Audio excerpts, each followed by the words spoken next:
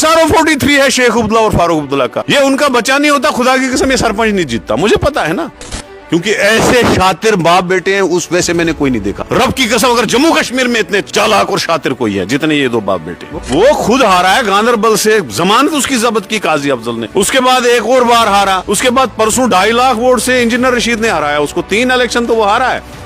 और जनाबे वाला अगर वो शेख अब्दुल्ला और फारूक अब्दुल्ला का लड़का नहीं होता ना, खुदा की कसम अगर सरपंच बनता, वो तो SRO 43 केस है जो हम देते हैं ना नौकरी वाला। हम तो खुद है ना, हम जमीन के लोग हैं। भारत जोड़ो में तो आया ना अपनी वो राहुल गांधी की सिंपैथी जीतने के लिए व्हाइट टी-शर्ट लगा के, वो सारा ऐसी था। उसके बाद जनाब आप देखो जो डोडा में कैंपेन की उमर अब्दुल्ला साहब ने हमारे कैंडिडेट के लिए, आज भी मुख्तलिफ फेसबुकों पे वो स्पीचें सारी, आप चेक करो कि उमर अब्दुल्ला ने एक बार लाल सिंह का नाम लिया। अगर होगा ना, खुदा की कसम मैं पार्टी से रिजाइन करूंगा अगर उसने लाल सिंह का नाम लिया होगा। अमित शाह के आशीर्वाद के बगैर ये एक दिन भी गवर्नमेंट में नहीं निकालेंगे। आपको लगता है राज्यसभा में सेटिंग हुई है उमर साहब की बीजेपी के साथ? ये सेटिंग इलेक्शन से ही थी। अच्छा। ये आज की बात ही नहीं है। मतलब उमर अब्दुल्ला और बीजेपी एक है। पार्लियामेंट इलेक्शन में इन्होंने हमें करगिल में धोखा दिया। वो तो कहते हैं मेरी लड़ाई बीजेपी के खिलाफ। नो, वो सेकुलर वोट कांग्रेस का खाना चाहता है। और ये सारा जो गेम प्लान है, ये अब कांग्रेस को समझ आ रहा है कि मैं तो PCC प्रेसिडेंट के टाइम से ही कांग्रेस को बोल रहा था कि इनके अजाइम ठीक नहीं है।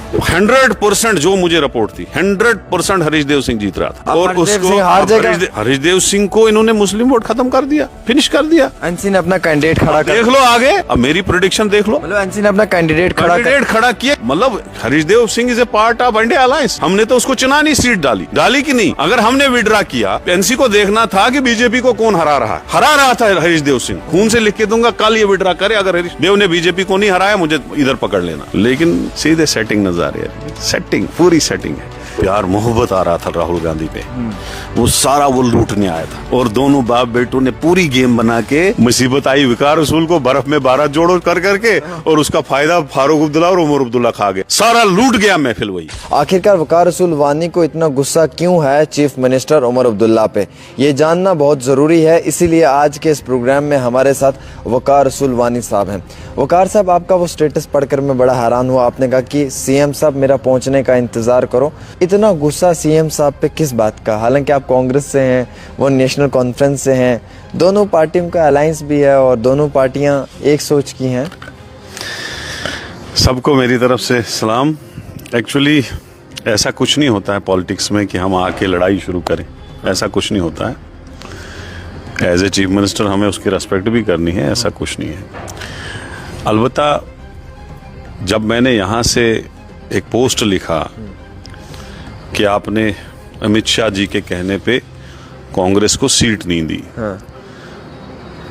तो उमर अब्दुल्ला साहब ने वहां से रिएक्ट किया। उन्होंने कहा ये हारा हुआ आदमी है, तीसरे नंबर पे आया हुआ है, मैं इसके लिए बात नहीं करूं।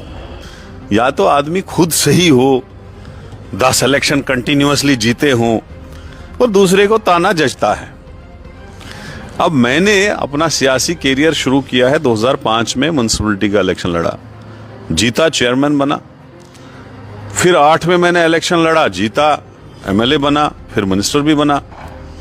14 में इलेक्शन लड़ा, जीता, और जीत ही नहीं बल्कि जितने पार्लियामेंट इलेक्शंस आए मेरे एरिया में, सब में बड़ी भारी जीत मिली, पंचायतों में जीत मिली। तो ये जो इलेक्शन आया 2024 का, अब इस इलेक्शन में खोली एनसी थोड़ी लड़ रही थी मेरे साथ, गुलाम नबी आजाद की सारी जमात उनके साथ थी, मदद कर रही थी, और कुछ हमारे लोग भी जो बिहाइंड द सीन्स मदद कर रहे थे कि ताकि विकार रसूल हारे। लेकिन फिर भी अल्लाह ताला का शुक्र है, जितने मैंने 14 के इलेक्शन में वोट लिए थे उससे 4000 वोट मैंने ज्यादा लिए।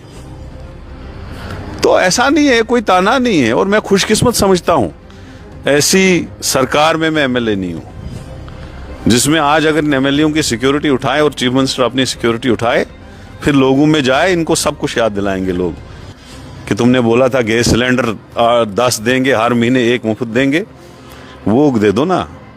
मांगेंगे ना लोग, 200 यूनिट बिजली देंगे, कहां है? अब उसके बदले उमर साहब बोल रहा है मेरी आंटी भी प्रीपेड। आप देखो ना, स्मार्ट मीटर तो फिर भी कुछ तक कुछ हिसाब था, प्रीपेड वो है कि गरीब बिजली ही नहीं जला सकेगा। नहीं जला सके जब तक उसकी जेब में पैसा नहीं होगा। हाँ, पहले चलता था, चलो बेचारा आज नहीं बिल भरेगा, 2 महीने के बदले कहीं पंजाब जाके मजदूरी करके आता था, रुपए 10,000 कमाता था, वापस आके 5,000 भरता था, बिजली चलती रहती थी। अब जब तक वो मोबाइल की तरह रिचार्ज नहीं करेगा तब तक उसकी बिजली बंद रहेगी घर की। ये चीफ मिनिस्टर साहब का नया प्लान है, आप खुद ही समझो। अब सच कहा, बाकियों ने भी कहा, सही में उसकी आंटी है, प्राइम मिनिस्टर साहब की बेटी है, चीफ मिनिस्टर साहब की बीवी है, लड़का उसका बहुत बड़ा बिजनेसमैन है, उसको प्रीपेड भरने में क्या है। हम लोग पेंशन लेते हैं, हम भी प्रीपेड भर सकते हैं। लेकिन जनाबे वाला एक गरीब आदमी, मजदूर आदमी, बेबस आदमी क्या भर सकता। आपको लगता है राज्यसभा में सेटिंग हुई है उमर साहब की बीजेपी के साथ? ये सेटिंग इलेक्शन से ही थी। अच्छा, ये आज की बात ही नहीं है। मतलब उमर अब्दुल्ला और बीजेपी एक है। पार्लियामेंट इलेक्शन में इन्होंने हमें करगिल में धोखा दिया। मैं पीसीसी प्रेसिडेंट था। इन्होंने क्या किया, हमें लद्दाख की सीट दी। हमने क्या किया, हमने सोचा अगर हम करगिल से बंदा उठाएं तो वो करगिल के मुस्लिम वोट लेगा और बुद्धिस्ट सारे चले जाएंगे बीजेपी में, क्योंकि वहां थोड़ा टसल रहती है बुद्धिस्ट और करगिल में। हमने सोचा कि बीजेपी जो है ले से उठा रही है, हम भी ले से उठाएंगे कैंडिडेट। हमने ले से उठाया कैंडिडेट और इन्होंने करगिल से एकदम वो कर दिया खड़ा। और मुझे जनाबे वाला फोन आया हाईकमांड का, आप इनको बोलो आप कैंडिडेट बिठाओगे नहीं तो कोलिशन टूट जाएगी। मैंने फोन किया उमर अब्दुल्ला को, जनाब मुझे पार्टी से ऐसे फोन आया, आप बताओ क्या करना है। इन्होंने कहा हमारे साथ तो वो है ही नहीं, वो तो खुद ही उठे।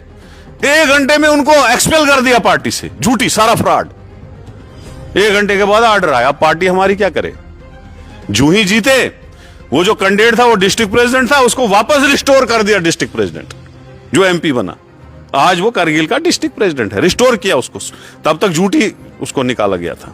सर, उसके बाद सर भारत जोड़ो यात्रा में सुनो, भारत जोड़ो छोड़ो, भारत जोड़ो में तो आया ना अपनी वो राहुल गांधी की सिंपैथी जीतने के लिए व्हाइट टी शर्ट लगा के, वो सारा ऐसे ही था।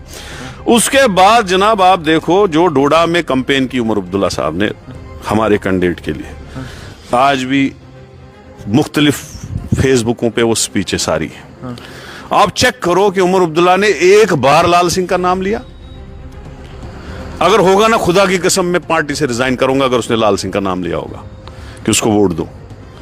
वो बानहाल से शुरू हुआ इंद्रवाल तक। सीनियर कांग्रेस लीडर वकार रसूल वानी ने जम्मू कश्मीर के चीफ मिनिस्टर उमर अब्दुल्ला पर तेज़ हमला बोला।